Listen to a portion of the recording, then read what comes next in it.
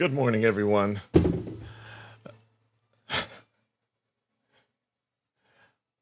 Conservatives and centrist grifters prove that they don't understand South Park. Liberals prove that they don't understand the definition of words, especially when they come from the coast.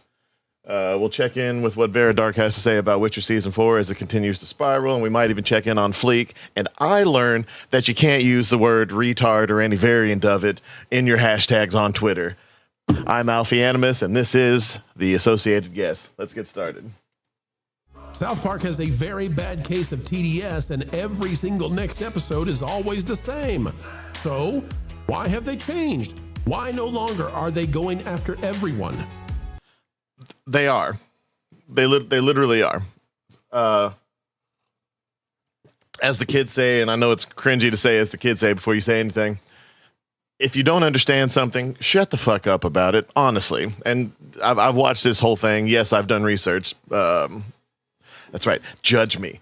South Park has always made fun of everybody, but South Park has always primarily gone after whatever is mainstream. These days, it's really hard to tell what is mainstream because everybody's mainstream is different. But if you are being directly focused on by South Park, that means you're winning the culture war or whatever. Okay, you should consider it a victory. Charlie Kirk did. But he's not here anymore because he can take a joke, and the only people that get to live are fuckwits. Let's continue. Well, it turns out we have a business reason that we've uncovered, and we can't wait to show it to you. Matt Parker, Trey Stone, suddenly turning Cartman into the Orange Man Clown Show we thought they'd avoid. That's not true. I've watched the episode. I will admit this isn't the best season of South Park that it's ever had, but it's been very funny. I mean, it's been hilarious. Even Trump's little tiny penis had a plot reason for being so small, because that's the only way to impregnate Satan in his tiny little asshole. But it's hilarious, especially when you think at the levels. And I'll get into it when the first person says something retarded.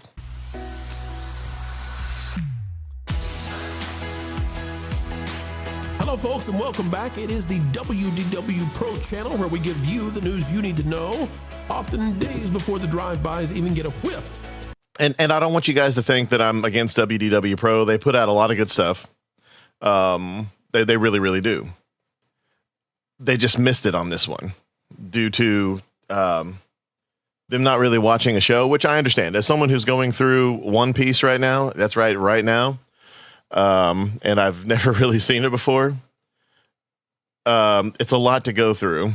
Even a half-hour show is a lot when it's been on for 20 plus years. But let's continue. Of what we're going to gift you in terms of understanding the hallowed halls of Holly Weird. As we dive into what's happening at South Park, at Skydance, at Paramount, click the like button, drop a comment down below. Let us know when's the last time you tuned in to Cartman, Butters, and the rest of the gang.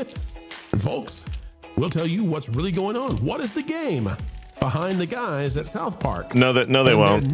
They're going to have a bunch of fat old men speculate. All right, folks, it's everywhere. It's out there. South Park has absolutely become obsessed. No, thanks, bub. I appreciate the engagement, though. According to darkhorizons.com, South Park returned with a new episode this week, and with it came an unexpected bit of news. It wasn't the 6th episode of season 27, but the first episode of season 28, which means absolutely zero, nothing. It's just a strange thing that involves South Park and how their contracts are written. No, it's really not. It's a joke on 6-7. If you actually watch the show or paid attention to anything that's happening to it, I even noticed that, and I'm usually doing more important things when I'm watching the show. But no, it has a meaning, because it would have been episodes 6 and 7 of season 27, so they switched to season 28. It's another lame 6-7 joke, yes, but this whole season has been about lame jokes. And it makes them like they're funny, and then they're really not funny, and then they get funny again a little bit. Despite the season name change, fans of the long-running satire... 6-7 is one of the laziest, most retarded memes ever, though. It's literally just, hey, this is a thing, let's all recognize it, as opposed to it actually having any context or substance. Are still expecting to get 4 more episodes this year.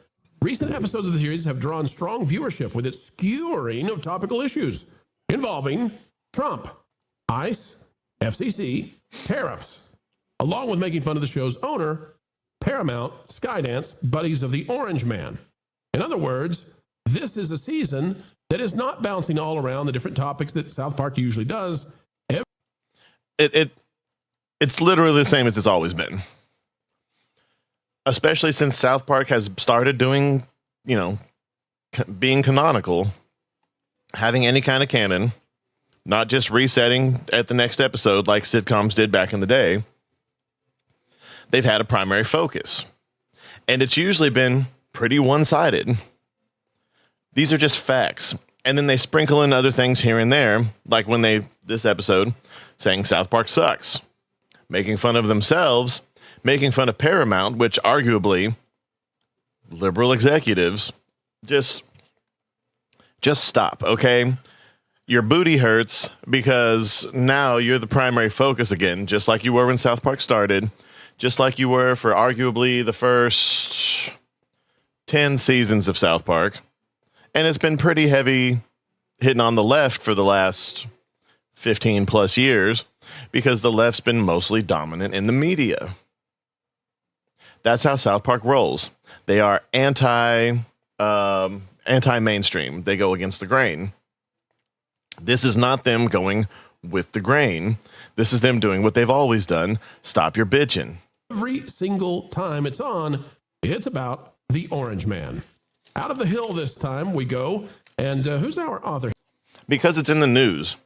And they'll say it later, and I probably shouldn't say this right here. But later on, they're going to say, why didn't they talk about this? Why didn't they talk about that?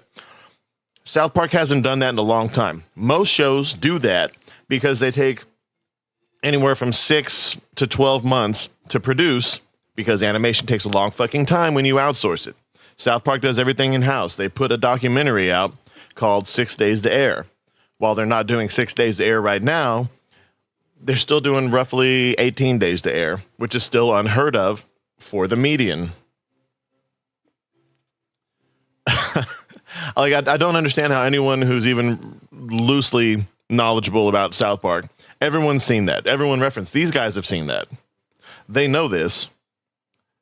They're just, and I hate to call these guys shill because I love Pro. I don't know the rest of these fuckers, but I love Pro. He's great. But he's got a show to do. I understand that. But at the same time, so do I. Here, Ashley Fields. Ashley Fields says, that's right. A Friday episode of South Park mocked Attorney General Pam Bondi by depicting her with feces on the... Pam Bondi deserves all kinds of criticism. Pam Bondi's the worst. Even conservatives think that. Centrists definitely think that. Disaffected liberals who voted for Trump definitely think that. And liberals hate her just because she's on this side. Everybody hates Pam Bondi. Don't stand up for her. She's the worst. No one knows why she's still there. She botched the Epstein files. She gave stuff that was had less information than the public already knew to a bunch of, what are they called? YouTubers. And let them run around with these files saying, I got him. And then it was nothing. It was fucking nothing. Face to paint the concept that she's a brown noser. She is. She's trying to save her job. Directed investigative threat to, well, Satan, who is in a relationship with the Orange Man in this cartoon. And now Satan is depicted as being pregnant in the show. Quote, we won't let any harm come to the baby of the greatest president that ever lived. You are without equal, sir, Bondi said before someone tells her about a brown substance on her nose. In other words, folks, I mean, this is... Which is childish, yes. But it's funny. Because it's just more and more every time. Am I an infant? Sure. It's Boy, gratuitous. they used to be witty, didn't they? They did. So what? So what in the world is going on? Really? Lou, guess what? They're sick of it too. No, really. He has to ask because he doesn't watch himself. Truly, they're sick of it too. Why is he on this panel if he doesn't know what the fuck the topics are about? Look at this. William Earl and Jack Dunn have this out of Variety. South Park Halloween episode. Stan complains South Park sucks now because of politics. Huh. So the authors literally wrote in that, South Park sucks. Well, why Yes. would they keep doing this then? Let me read just a little bit. South Park. They're going to speculate, and it's going to be the most retarded shit you've ever heard. But I won't spoil it just yet. Got meta on its October 31st Halloween episode as Stan voiced the dissent of some fans by saying, South Park sucks now because of all of this political crap, referring to recent White House storylines. Every single episode. Of course, being that this is South Park, his solution was to create South Park Sucks Crypto and send Kyle's cousin, Kyle Schwartz, to ask Trump for protection for this meme coin scheme. But the writers now, Trey Parker, Matt Stone, the creators, writers, directors, everything in between, they're even saying, you know, in their commentary, this sucks. This sucks. So then why? Why is South Park Studios devoted to the suckage that? Because it's something that can be seen. It's art. It's literally, and I hate to call South Park art because, I mean, obviously people who are fans of actual art, but there's an argument there because it is something that they made using the creative process. But by saying South Park sucks now, they're doing two things, and depending on what side of the aisle you land on, is what you're going to see it as. They're saying South Park sucks now because because that's what you're saying, and the left will see it as you bitching about how much South Park sucks, and the right won't see that because it's too close to their home. And they're going to be like, see, even they're admitting, which you're doing, that South Park sucks now because you're retarded and you don't see that they're making fun of you as well.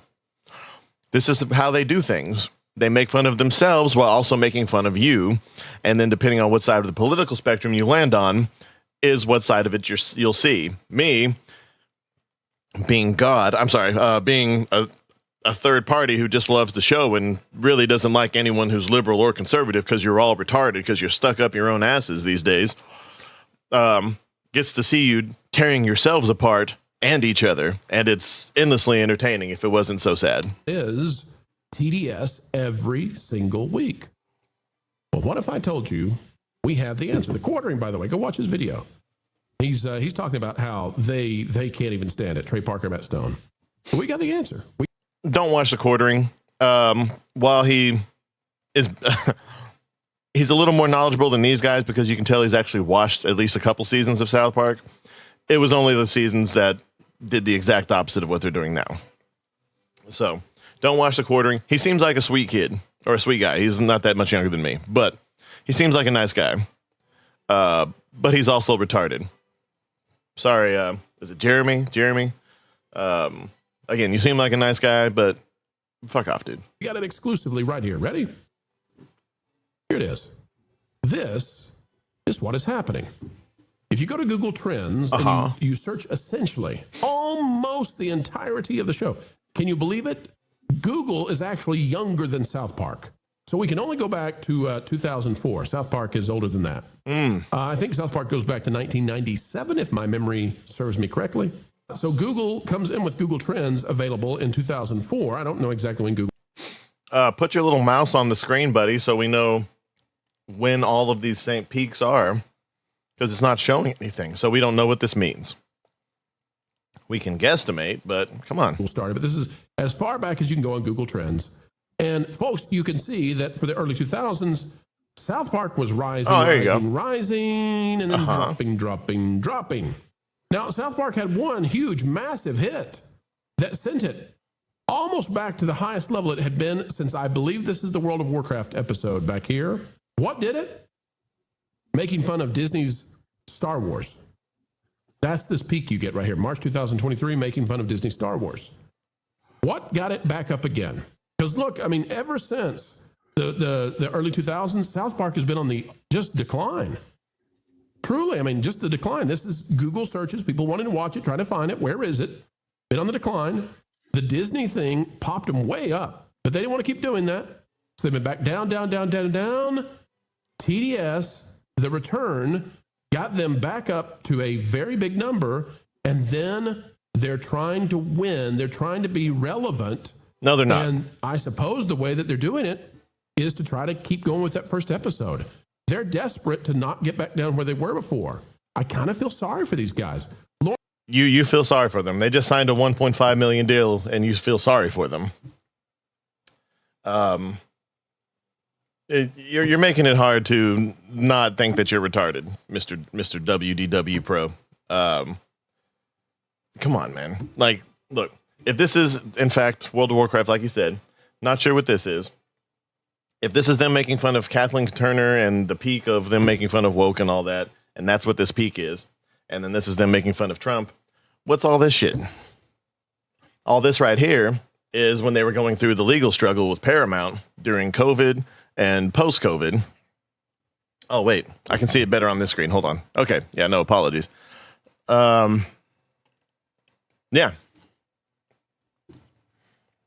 Now, this is during Trump's first little stint, and there was little peaks here. But most shows that run for this long, and South Park is literally the only thing keeping Comedy Central afloat. So they've been getting paid just fine. They've had a few run-ins with the censors, but that's literally it.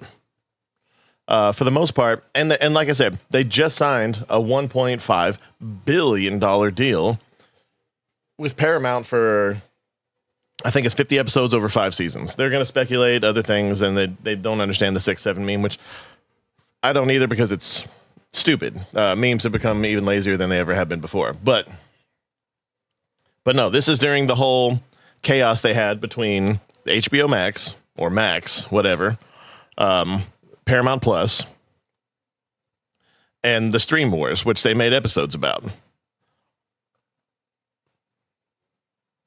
And then this is also where you can pretty much watch all your favorite bits online. You can pirate it. Most people don't watch, and all cable TV has gone downhill like this over the same exact period of time. And then COVID is right here. And this is where you hear about one streaming special, and then you hear about another special. It's more than likely what all these little peaks here are. And then here's the big peak because they were in the middle of the zeitgeist, and then they signed their deal. But this season has mostly been to try to piss Trump off, to try to piss Paramount off, because Paramount just signed a $1.5 million deal. They conceded. It's literally the end of the movie Private Parts with Howard Stern. They won. They won. They got a $1.5 billion deal with Comedy Central and Paramount. They are literally the biggest thing in the whole company of Paramount, which is kind of sad. Good for them, but kind of sad because Paramount has a lot of franchises that they've burned into the ground, and thankfully, Trey Parker and Matt Stone have retained all the rights to South Park, so it hasn't buried itself. At least not beyond what the creators initially wanted. But let's continue and see what else he has to say. That's wrong. Do you buy that as the reason, or is this too simplistic? What do you think? I don't really watch the show, and so I can't say But he's going to do it anyway. from a fan's perspective, but from a business standpoint, yeah, if they're getting eyeballs on something that trended like that and they can maintain it, it makes sense that you continue that because that's what the advertisers are going to want. If that's the case, then why didn't it continue after the Kathleen Kennedy episode? They continued doing the same thing. They didn't just stop doing it like old pro said here. What are we even talking about? And why is this guy talking at all? He doesn't know what he's talking about. He knows finance, I guess. But he works for that park place. He works for the same company. Is he your finance manager?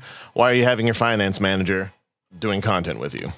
Well, why, though, Lauren, would they not mock Disney Star Wars more? Why would they not make fun of Marvel more? What do you think is causing them to stay away from that? Because no one cares about Marvel. No one watches it anymore. No one does. There's not any hype. They literally just released a teaser for Secret Wars. Nobody gives a fuck. Everyone's already turned off. Marvel Zombies pretty much clinched it. They had a great setup during What If Season 1. Took them way too long. They scrapped their original idea, went with a new thing, and followed a bunch of characters that nobody cares about, and Kamala Khan. But because that's really where I think they could take off and just do wondrously well. If they were making fun of Mandalorian and Grogu and all that kind of stuff, they would be doing. You don't think so? No. Oh my gosh! it's not happening right now. The announcement isn't happening right now. and the movie being released isn't happening right now. If they're making episodes when that happens, or it's something funny enough happens when that happens, then they'll do it. But Trump is happening right now as we speak. And there's really nothing else happening in the media, in the zeitgeist. That's why they're talking about it. You're just sad because you're an always Trumper, and always Trumpers are just as obnoxious, if not more so, than never Trumpers. You think you're so different, but it's your similarities that keep you apart. Did we stumble into something here? Do you think that Trump is the only thing they can talk about because Disney's devastated its brands? Well, kind of. What I was going to say is that what That's not a got bad you take. that bump for the Star Wars episode is non-South Park fans who wanted to see Star Wars get roasted. Those people who are watching South Park and are of the persuasion that goes into the Trump derangement syndrome stuff are going to be the fans of the sequel trilogy. They don't Stop saying everything that you don't like is Trump derangement syndrome. You've literally become the woke right. You've become that which you hate the most. They say everything that they don't like is racist, sexist, bigot, homophobic.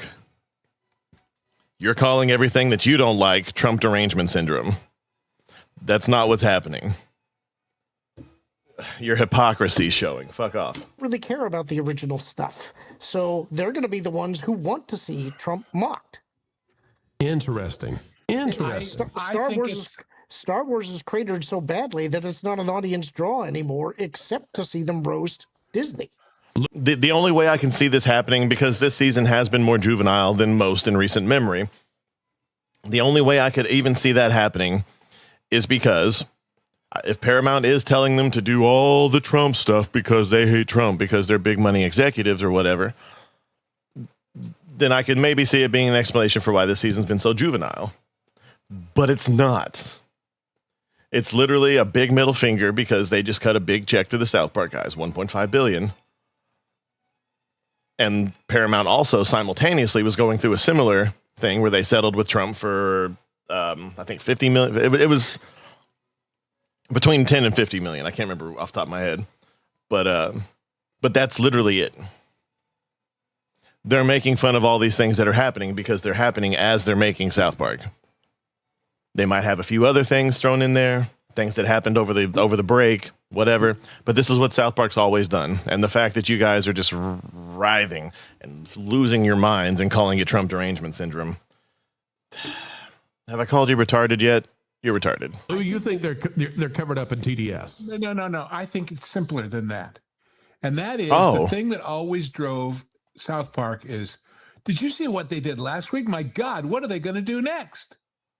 Right. Absolutely. And now we know. If we now know what they're going to do next and next and next and next and next, I'm bored. Let's find something else. Well, isn't it, if you look at it, the baseline that appears to be forming, and we can actually narrow this down. So we get cut off right now. We're in November 2025, so it's actually tracking this month. That's interesting. And this is one of the main reasons that I really wish Trump hadn't been elected at least on his first term.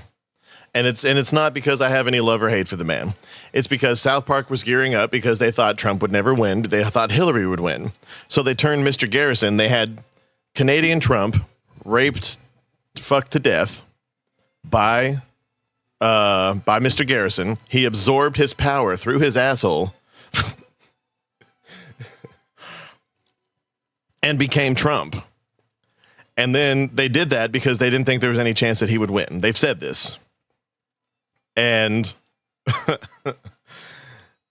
so they were stuck with Garrison Trump for 8 years. And that's why the joke at the beginning of the season happened, because they went to Mr. Garrison and saw that he was still Mr. Garrison. And they're like, oh, then what is it?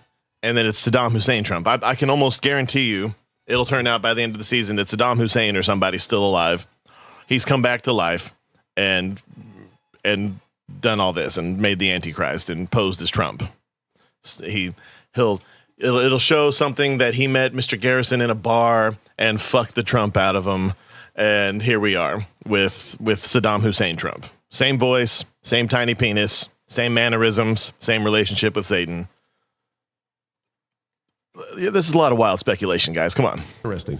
Okay, so in July, they jumped up to one of the highest numbers they've ever had. Now, if you're in, what is it, season 27 right now? Is that where we are, season 27? If you're in something like that, season 27, if you're somewhere around there and you suddenly jump up to the third highest mark or thereabout, I mean, they haven't had, other than the Disney thing, they haven't had, it's been since 2000, what, 2010? And this is the regular episodes, not the specials. Right here. No, it's anything at all for South Park. Okay. They haven't had that kind of a burst since 2010. Basically, if you exclude the Disney thing, okay, which is a one-off, and that's great, they haven't had that kind of response since 2010. So I think that what they decided was, man, we have been down here in relative irrelevancy. So what if we just do that over and over again and see what happens? And as long as we can maintain that, that's what we're going to do, because this is going to keep us going. I don't know what you guys think about it. Ron, what do you say? Who cares what they think? They're idiots. Yeah, it's funny. I remember watching South Park when I was younger and like toward the beginning, and jokes. There are certain jokes that even I found back then that went stale. One of the biggest ones, of course, being the Kenny joke at the end of every episode. What happens to Kenny? Oh boy, this guy watched during the first 3 seasons, and he's only talking about that. Let's listen to his opinion on South Park as a whole. And that, I think that's their biggest problem. I think that they're trying to find something that prevents them from going. No, sir. You're trying to find something to talk about because you're clearly just friends with this person. And he said, hey, you want to be on the show? Yeah. What are we talking about? Oh, I don't know about that. Going stale, but they just don't have any new ideas. And the only thing they have to clamor on to is Trump, because it gets some kind of attention. The Disney thing got a lot of attention, but I would not be surprised if Disney turned to the creators and say, hey, we want you to stop doing that. How much? Obviously, we have no guarantee that Guys, this is why, look, I know you love your autistic nephew, but you shouldn't have him on your show just because you need a 4th person. Just remember that. You love your autistic nephew, but he writes words in his own feces, and then he shows it to you. Please don't hire him for serious work. kind of thing happened, but I would imagine in the entertainment industry, there is talk amongst people. Whereas you attack politics, they can do kind of whatever you want. They can attack Trump all the They're South Park. They can literally do whatever they want. They're the only thing keeping Comedy Central afloat. And right now, they're kind of the only thing keeping Paramount afloat. They're the only ones that are making money. And they just spent $1.5 billion on them. they want, and they can have these ridiculous storylines about him. They're probably going to lose at least half the audience. But again, that's not true. And even if they did, who gives a shit? They'll gain just as much on the other side. Ebbs and flows, baby. and that may not be the audience that they had in the first place at this point in time. So I'm still here. Fuck off. Feel like they've got nothing left to lose by going that direction. Right. Well, I want to bring on somebody who may be able to assist us with what is making South Park so stuck on TDS. Ladies and gentlemen, please. All right. He's going to bring in the guy from the Six Flags commercial. Let's see what he has to say. Welcome back to the channel yet again. It is the real life fake wizard. Sir, welcome back. Never mind. There's a fifth. Thank you for having me. Happy to be here. I'm not happy for South Park, though. I miss when it was funny.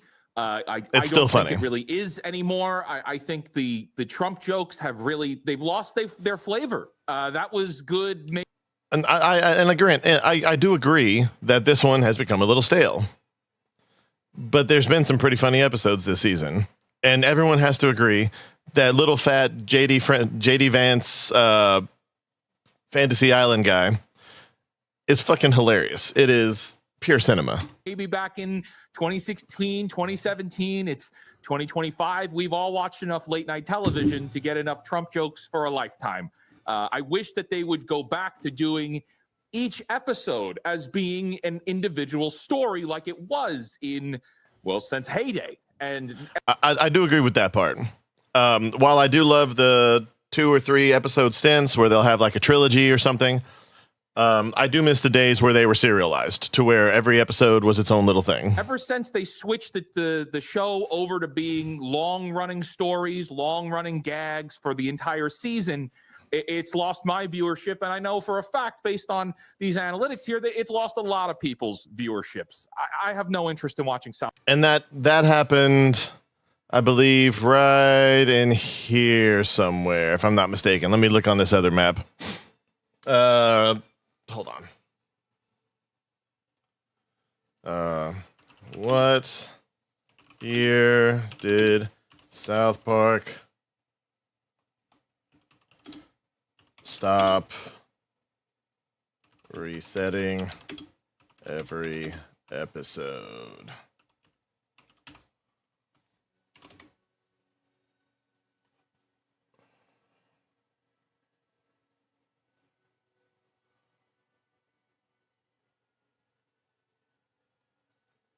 Yeah, so season 19 in 2015. Yeah, that's about right here.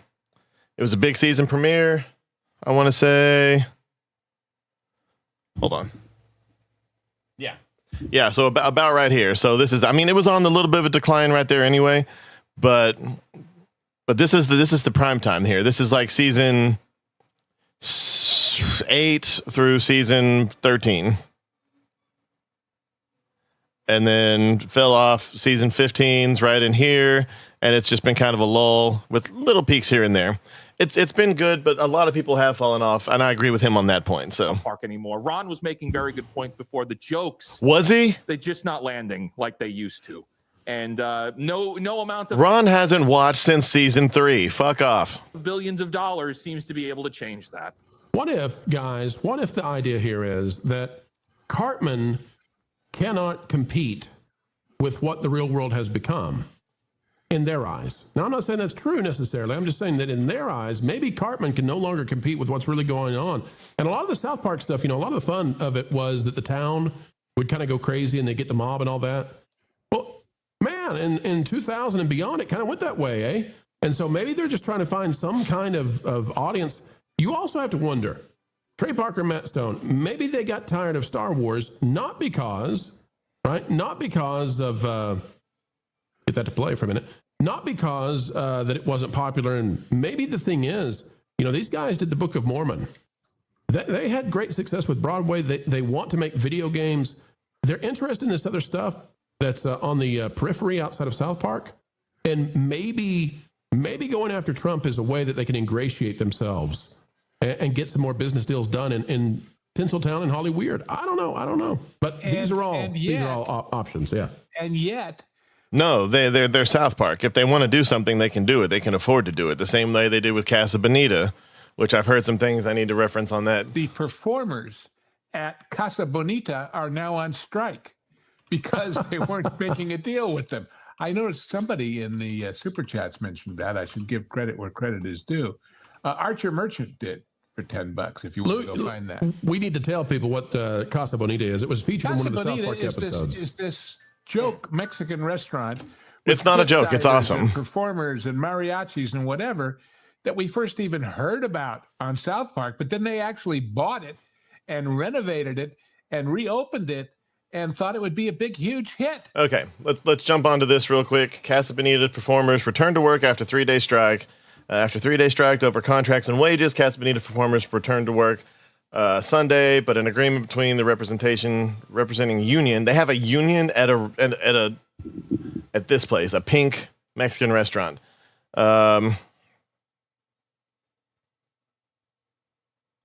Fair wages. Okay.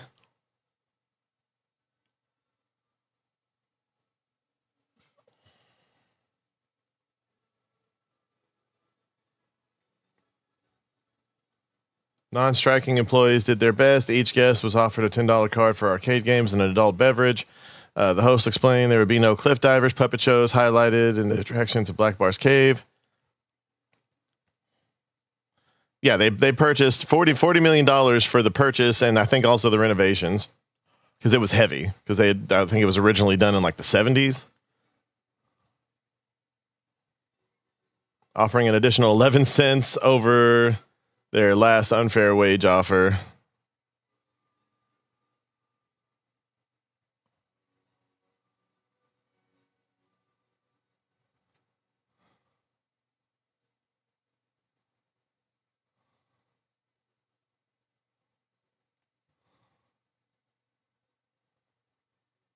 Okay. So it didn't end on a great note.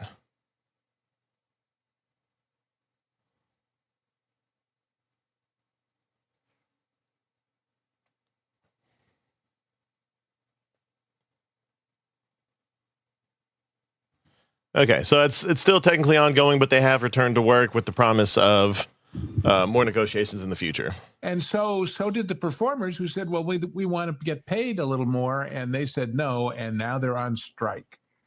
That doesn't bolster their lefty credentials, right? It does not. It does not. But folks, if you were wondering, what is it that's causing them to stay on this? It's because they got a hit. They got a hit they hadn't seen in 15 years outside. They had a hit with Star Wars. They're literally just keeping with the culture of Disney. And maybe they do fear. Maybe they fear going after Disney over and over. Maybe they think the attorneys are going to get them. And I don't thumbs down people that often, but raise dude, that baseline come on, and become man. relevant again, if only by staying on this one thing. Pro has some very base takes. Single time some very, we very did an base takes, episode. but this is not one of them. Only problem is it's a decline in the humor. I believe they're chasing the very short term at the expense of the long term. But when you're in episode or season 27, maybe they're out of gas anyway. We'll see, folks. We'll find out. I know you want more. Not after that episode. Okay, so yeah. No, that just irked me yesterday. Conservatives and those similar who have shifted or at least been shifted by the hard left, do not go in the opposite direction. Do not call Trump derangement syndrome everywhere where it's not, because it's not there. Okay? There's clearly a lot of other reasons that things are happening, because it's literally all that's in the news right now. Because when Trump's president, he's all that's in the news. No one talks about anything else. No one talks about pushing any policy that could actually help the American people. It's all about grandstanding on both sides and just being general dipshits, because loving Trump and hating Trump is bad. And if you're a Republican and you don't like Trump, or a Democrat and you do like Trump, then you're bad. And you'll get kicked out of office for going against party think. I thought party think was bad. Anyway, continuing. And I don't think they know what that means. I don't think they know what the word monopoly means. They don't know what a lot of words mean. Monopoly literally means you're the only business. You're it. There is no competition. You have it all. This would be like PlayStation buying Nintendo and X, or absorbing Nintendo and Xbox and being the only console. It wouldn't exactly be like that, but you know what I'm saying. It would be like with Netflix, when it was the only streaming service. They literally had a monopoly, and then they made other streaming services, and now there's all kinds, and it's just like paying for cable fucking again. So, and I think that a lot of this comes from not only envy, but a lot of this also comes from basically them thinking that they have to deal with Steam, even though they don't want to secretly, for whatever reason that may be. They rather deal with, like, I don't know, Epic Games or something like that. But this is where they're at. So we're going to talk about this, and we're going to see what's going on with this supposed monopoly of Steam. T-Jap says we're $22.20 away from tier 1. Thank you, T-Jap, you legend. Appreciate that. Also, unironically, I just realized something. Unironically, by them saying that 72% say Steam is a monopoly, they're basically saying that the other 28% think that every other like option is complete trash. They're trashing on GOG, they're trashing on itch.io, they're trashing on Epic Games, they're trashing on Origin, they're trashing on fucking Ubisoft Plus Play, whatever the fuck it's called. They're trashing all of it, and I don't even think they mean to, but they're doing it. Our cuz with a 5 membership bet. Let's fucking go! It's a membership banger! Shout out to our cuz. Thank you so much, brother. I appreciate that, man. 5 memberships. I think that gets us finally past tier 1. Thank you guys so much. Legendary support. On our way to tier 2 right now. All right, here we go, boys. Let's talk about it. All right, guys. So today's video, we're going to be talking about Steam. We're going to be talking about whether or not Steam is a monopoly. Now, the reason why we're saying this is because, well, PC Gamer put out an article talking about a recent research that was done with game developers where 72% of them think that Steam has a monopoly on PC games. And even with some big caveats, it makes me wonder what the other 28% are thinking. Now, just from... Hold on a second. Okay. So shit like this pisses me off. One, stop talking about 9/11 when you talk about Zoran Mondani. I know he brings it up too, and we should all feel sorry for his aunt because she was the one most affected by it. But that was really cringy of him to say. I'm sorry. But just know that most of the people who would have voted the other way have already moved out because they can afford to, which leaves all the lunatics and everyone, and then all the poor people are stuck here because we can't afford to move on a whim. A few of them can because they have family in other places and other cheaper places, and they move to places like my hometown. But shit like this is sad. Like, look at this. This the map that made the left cry, never forget. Gavin Newsom said, we won't. And then he posted, and you can clearly see almost 40% of the population didn't want this because it's corrupt. I mean, this is the current map. I have the new map somewhere. Hold on. Oh, and Destiny saying, this map that made the left cry, never forget. And then Destiny said, this map made the right cry, never forget. This literally has the same thing. Like, there are literally just as many red states as there are blue states that the age of consent is 18. What are you doing, Destiny? Also, you're currently... I think he's been indicted, if I'm not mistaken, for fucking underage fans. You're not the person to post this, dude. Just don't. Like, I know you're on a roll right now ever since Charlie Kirk died, but just stop it, man. You're making things worse for yourself. I really think he's gone crazy since his wife left. It's really sad. I don't... Well, shit, I thought I saved it. Apparently, I only save stuff to make people cringe. Okay, anyway, continuing. From the definition of the word, Steam is not a monopoly, okay? No. I want to make that as clear as possible. Steam is not a monopoly by the definition of the word, because to be a monopoly, there can't be anyone else, right? There literally can't be anyone else. And there is competition out there that is trying to, compete against Steam. But unfortunately, some of them are just so damn lazy about it that they can't compete that much. Exactly. Epic Games is probably the prime example of that. Epic Games literally is doing everything possible not to give you the features that Steam has and doing everything possible to not properly compete with Steam.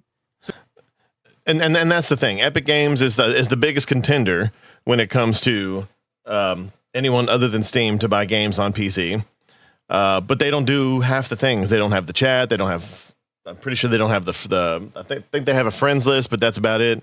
They don't have any of the communities. They don't have any of that shit. And they certainly don't have the sales that Steam does, but they do give you a couple of free games every month, but you might get one a year that's worth the shit. You'll get a few cool indies here and there, but people don't want free indies. I mean, they do. They'll take them, but they want the big ones, for the free games. Like they get on, or they used to get on PlayStation. I don't know if they still do because I haven't played PlayStation in a while. So they get felted, right? Then you have GOG. Then you have itch.io. You have a lot of options out there. You have Origin, you have Ubisoft Play, all these launchers that you could buy video games from. Battle.net, right? You have a lot of different launchers to buy video games from, but not many come with the social features that Steam has, which is why Steam continues to be so far ahead. So let's read what's going on here and see what people have to say about this. Most of the developers surveyed were C-suite level developers. For well over a decade, Steam has been on the first port of call for anyone who wants to buy or sell a video game on PC, while there are alternatives like GOG, the Epic Store, And hey, what kind of word is that? That's crazy. The Xbox PC Game Store, Steam's enormous user base and frankly superior user experience makes it the de facto marketplace where PC gamers make their purchases and developers jostle for their attention. But does Steam dominance of the PC gaming market constitute a monopoly? Well, according to a new white paper, most game developers think so. Well, unfortunately, it seems like most game developers are wrong. Even though they may not want to admit that, we all know they don't like to do that. I think it's safe to say that they're all wrong. Titled The State of PC Game Distribution via Games Industry, the paper concludes that 72% of the games developers believe the platform has a monopoly on the PC games market. The white paper was published by the digital distribution platform Rocky. If you're wondering who the heck is Rocky, then it's a new distribution platform that aims to connect publishers with various digital storefronts around the globe. The white paper was based on an independent study conducted by Atomic Research, which surveyed 306 executives in the UK and the US between May 18th and May 22nd of this year. Now, again, the funny thing is that they can say all they want that Steam has a monopoly, but the truth is that a lot of these developers need Steam. Nobody's stopping you from releasing your game exclusively on Epic Games. Nobody's stopping you from releasing your game on GOG exclusively. The reason why you are choosing to release your game on Steam is because you know that's the place where the majority of the people are going to buy the game who are PC players. It's the biggest. You know that. As much as you may want to, deny it and fight it or whatever, you know for a fact that Steam is the place to be, right? So of those surveyed, 77% were from companies with more than 50 employees, while 3/4 were C-suite level senior managers. This does seem a bit like asking a group of foxes, do you think hen houses should be easier to get into? If anything, the fact that less than 3/4 of respondents agreed that Steam has a monopoly is surprising and not expected to be much higher. Then he says that one of those companies surveyed, the majority said that Steam accounted for more than 75% of their revenue, which is not surprising. Whatever happened to Steam numbers don't matter, by the way. Whatever happened to Steam numbers don't matter, right? Like the cope that these people have when certain games failed on Steam, the number one thing they say all the time is that Steam numbers don't matter. Sorry. Okay. Real quick. I'm asking a side question. I'm on a PlayStation, official PlayStation page. I'm asking a question for a friend because I don't have a PS5. Can I multi-stream on Kick and Twitch on PS5? And so it said, "Hey, we're getting somebody to you." Yeah. Hello, Adam. I'm sorry. I shouldn't do that. Hello, hi, Alfie. I'm Mohammed, a player just like yourself who love helping other players with their PlayStation question. I can assist with most questions, however, do not have access to your account details to provide information and during accounting queries. Okay. Can you answer my question? Click. Let's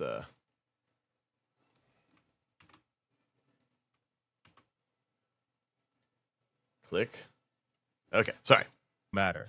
But now we're finding out that some of these developers are getting 75% plus of their revenue from Steam.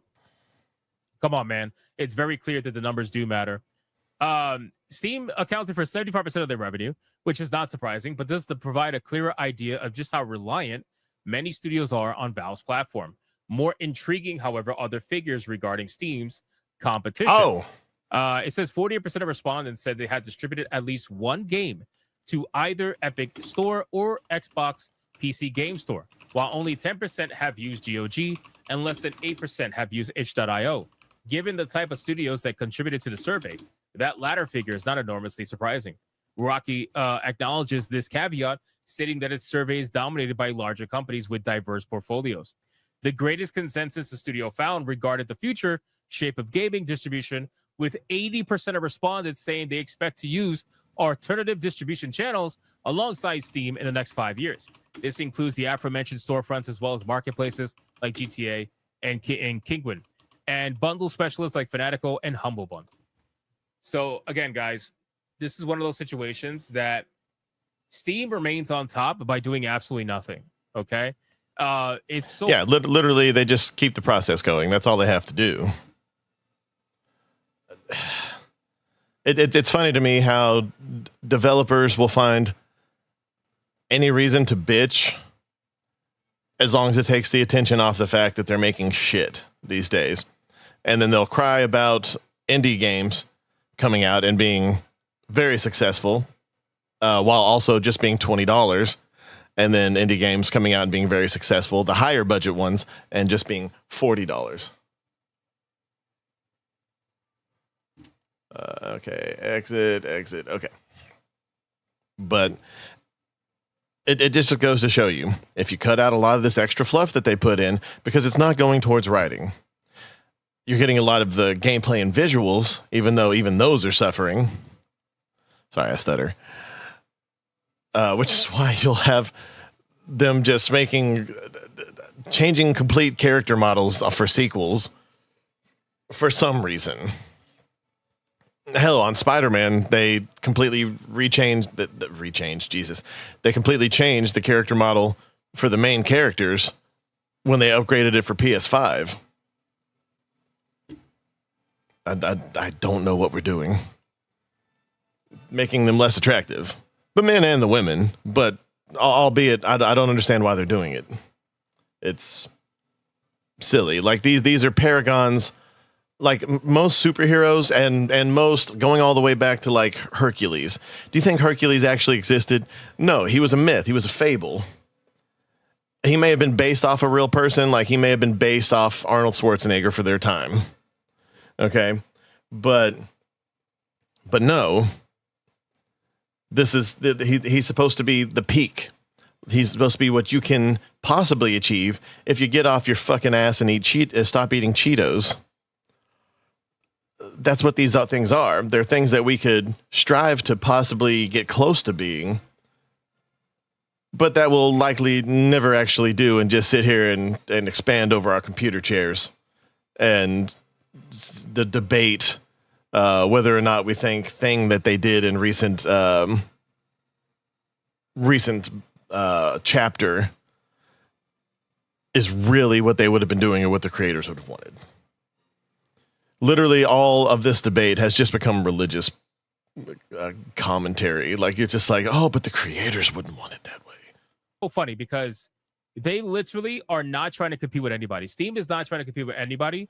Everybody's I know I went off on Steam. a tangent. Fuck off. Even Amazon tried to compete with Steam. The recent layoffs that they experienced was due to the fact that they thought that by buying Twitch and doing certain content, that would allow them to compete with Steam while adding zero of the social features that Steam has and incentivizing people to utilize their platform for any kind of video game related stuff. Wait, really? It's crazy to me that they even thought that would even happen. But again, we're talking about a multi-billion-dollar corporation, so they're not exactly, short for change. They have all the money in the world to pull from and try to challenge another bigger platform. Which is the only thing that's been propping Twitch up since they bought it, because it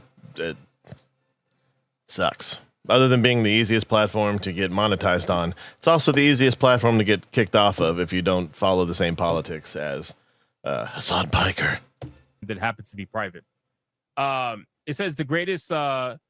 Rocky CEO and co-founder Vadim Adrev said the company created this report to highlight the trends that matter, though I rather think attention might have something to do with it. In which case, well played. If Steam does have a monopoly, and let's face it, it probably does, it's largely because nobody has come up with a rival that does what it does anywhere near as well, as explained by Robin Valentine when he reviewed PC Gaming's various launches last year. And that's really what it is. That's really what it is, man. Nobody could do what Steam does better. At least not now, anyway. Maybe in the future. You never know. But as of right now, nobody comes even close, unfortunately. And that's what they need. They don't need close. They need to blow Steam out of the park. That's really what it is. So you guys let me know in the comments down below of this video. What do you think about this entire situation? Do you believe that Steam is a, monopoly somehow, some way? And keep in mind, guys, the definition of monopoly when leaving your answers. But again, me personally, I don't believe they're a monopoly. I think, quite frankly, that Steam has a long legacy behind it that has rewarded them the ability to be the go-to platform for PC gaming. And all these other companies and studios are trying to guilt trip you into utilizing their platform over Steam. No, that's 100% what it is. People are going to use the platform they want. And the funny and that's the main thing. Steam doesn't really make games anymore because they don't have to. And it sucks because I wish they could count the 3 on any fucking thing. But they found something that works for them. And I would as much as I really wanted Half-Life 3 or or Portal 3 or Left 4 Dead 3, I'm really happy to have Steam.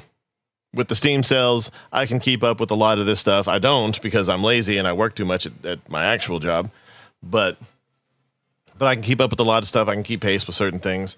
And I can play pretty much any game I want at a discounted price, especially if I wait for a little bit.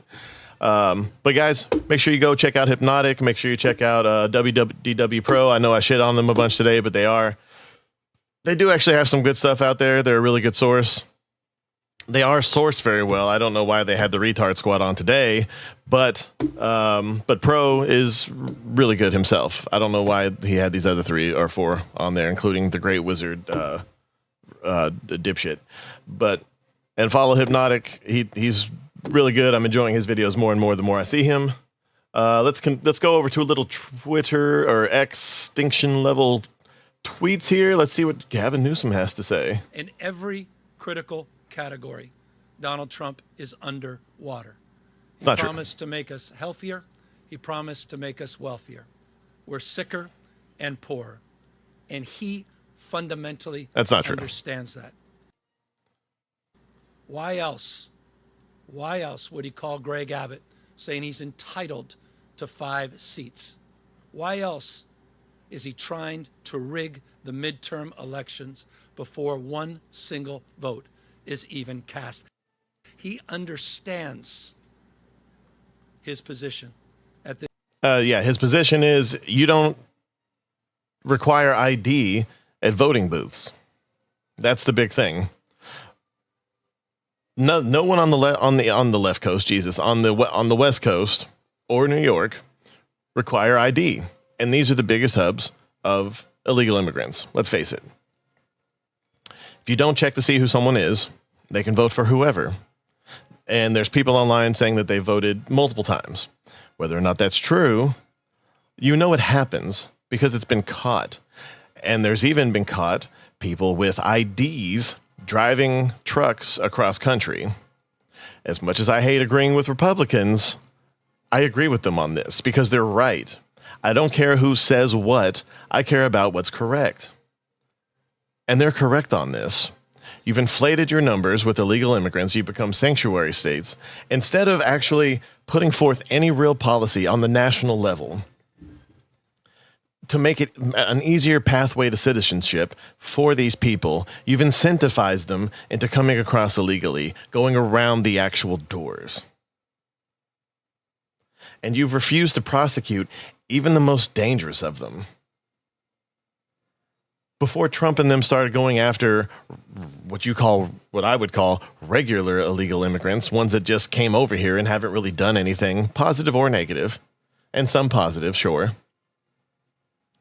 You've even allowed the dangerous ones back out because that's how far your clout chasing takes you. If you even support people being violent, whether it be murder, assault, rape, any of these things, then you have gone beyond the pale. You have been lost in the sauce. You do not know what you stand for because you stand for nothing except for fuck the other side. That's a fact. It's just a fact. You not only allow these things to happen, you push for them to thrive. You let sections of cities burn because it's not happening in your neighborhood. And the second one, look, I despise Greg Abbott in Texas. But one thing I thought he did that was pretty dope was he put people on buses and sent them to Martha's Vineyard so the people who are allowing these things to happen can understand what it's like to have their homes filled like the small towns in the Midwest, filled to where a third of the population is people who were sent here recently. These people should be allowed to come here and migrate naturally. Yes, they should have an easier pathway to citizenship, but we still have to make sure that they have our best interest at heart. They should be required to eventually at least speak the language and at least somewhat assimilate. I don't like full assimilation because we are not a bunch of drones. We are not the Borg from fucking Star Trek. But what we are is someone who has to believe in the American dream and in America itself. You should not be able to come here if you hate it here, because why are you coming here in the first place? Now, I'm not for deporting Americans or even naturalized citizens for hating it here, because everyone hates where they come from, okay? Everyone wants to move out of mommy and daddy's house until they get out of it, and then they want nothing more than to get back, but they still want to bitch about it. I've done it myself. Other people have done it. You know it's true. The left and the right do not care about solving these problems. The left is allowing it because they can they can inflate their numbers. They count all of them on their census, and then they don't require you to have ID, and then they're allowing some of them to have IDs. This is horrifying, because eventually it's going to get to the point where it's not our ideals that are being voted for. And it's going to be a conservative nightmare, because especially when it comes to Muslims, like look at Dearborn, Michigan. Right now they have the call to prayer several times a day, and it's very loud. Early in the morning. And this is from the people who always talk about the separation of church and state. It should not only apply to Christians. Yes, it should apply to Christians as well. I'm not here to debate that. I'm not saying I want louder church bells or to hear fucking people read any kind of scripture over a loudspeaker. I don't want that for either religion. But this is what we get. There has to be a line. You can't just ignore that things are happening because it pisses conservatives off. I understand it can be comical for a time, especially when these things aren't happening in your neighborhood. But these things are happening. There's video evidence of it. There's court cases. There's all kinds of evidence showing these things are actually happening. And all you're doing is proving that the conservatives are right. And I don't want that either. Because if you keep this up, eventually they will be able to ascertain the amount of power. You're driving people, they're already talking about, and I'm going to end it with this, I promise, like 3 more minutes. But right now, people are talking about a mass exodus from places like New York and California. These companies are moving other places. A lot of the big tech companies are moving to Texas and Tennessee. Yeah, that's happening. Gavin Newsom wants to talk about how he has the 3rd biggest economy in the world. It's not going to be true for long. And by the time he will run for president, either this term or the next one, and California will be shot. The once great state of California, the place where everybody wanted to live. Everybody still wants to live there for some reason. I don't know why. It's impossible to live there. You have to live in a damn group home, in a 1-bedroom apartment with like 12 people. But people are mass exiting from these places. And New Yorkers, some are moving to Virginia to try to save Virginia. The rest are moving to Florida and Texas. Florida used to be, a swing state. Now, conservatives have it by 1.5 billion strong on top of what they had before. Did I say million? I think I said million. If I said billion, I apologize. I'm still thinking about the Paramount deal with South Park. But yeah, 1.5 million heavy red in Florida. That's on you. And especially if they kick these rules into things where they make it to where you have to count and ask them if they're legally in the country and have ID to vote, then you're going to give so much more to the red states. Because these are not people, I'm sure there are some people who are moving there to vote blue to shift it that way, but a lot of these are people who are red voters. And if it keeps going this way, if you keep hollowing out these big beacons of what used to be Democrat, liberal, just meccas, wonderful places, you will make sure that the conservatives not only never lose power, but they will be so emboldened that they're going to make you right. And we might actually get the Handmaid's Tale. I never thought it could happen. But seeing how all these so-called woke right people are talking these days, it's kind of terrifying. The left scares the shit out of me. But the right, if they ever get the power back the way that you think they already have because you're retarded, if they ever get that power back, I don't want to live in that country either. I want to go back to some place that's nice in the middle. That's why I live in a state where there's a lot of big blue cities in a big red state. Because I was hoping for a nice in the middle some kind of place. Some place like where I grew up, where people were just nice to each other. We were a little rude sometimes, but the rude people were mostly called dickheads and told to go stand alone in the corner somewhere. And then eventually they had internet chat rooms so they can embolden themselves. But I'll end it there. I'm sorry to end it on such a downer, but this stuff bothers me. I do not like how everyone thinks that they have the right answer when they're all just retarded and they're following their flock. The left is run by retards. The right is run by retards. Trump is not a conservative. He's an outlier. And that's why a lot of people hate him. That's why Dick Cheney came out against him. Remember the guy that we called a war criminal 20 years ago? Yeah. The left is crying about his death. Let that sink in. He came out against Trump. People were using that as an excuse, saying, and it could be true, but either way, when a person who is actually corrupt comes out against someone like Trump, it makes him look more legit. This is not a positive. This isn't the right realizing that we have an existential crisis. Trump is a lot of things, but he's not the dictator. At least not yet.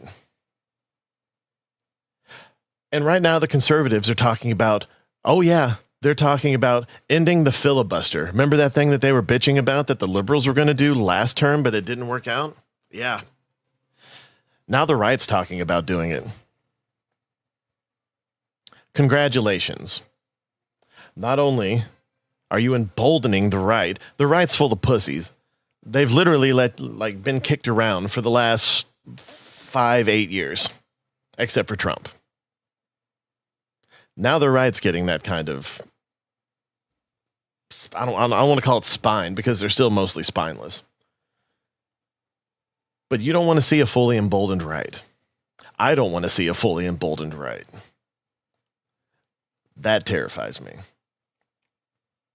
If the right gets the same ridiculous shit, head held high bullshit that the left's had for the last few years, I don't know. And there's nowhere to flee to either, because people are being arrested in England and all throughout Europe for talking shit about politicians online, for saying mean things. Hell, I saw someone being arrested in England for looking a little too Jewy in the middle of a Muslim prayer session in the street in London. The world is going crazy, and there's really no place to escape to. Not unless you have money. And even then, it'll only hold you for so far, maybe a generation. We have to come together on something, okay? We can't keep dunking on each other. We have to find common ground. That's the only thing that will make this great experiment, known as America, survive. Europe is falling. America is falling. The rest of the world's on the rise. And if you think that the conservative right is bad, wait till you see the countries that are rising that let not only their leaders be dictators, but they let religion dominate their governments. Anyway, sorry to end on such a down note, you guys. But yeah, we'll end it there. We'll see you again in the morning. Try to have a good day. I wish I could end it on a joke, man, but that fucking Gavin Newsom shit pissed me off. He's a moron. Look, love or hate Trump, whatever, I get it. Anyone who thinks Newsom is worth a shit It's just a retard. Okay. He's ruined San Francisco. He's ruining California, and people want him to be president. Fuck off. Anyway, y'all have a great day. Get on out there and be somebody.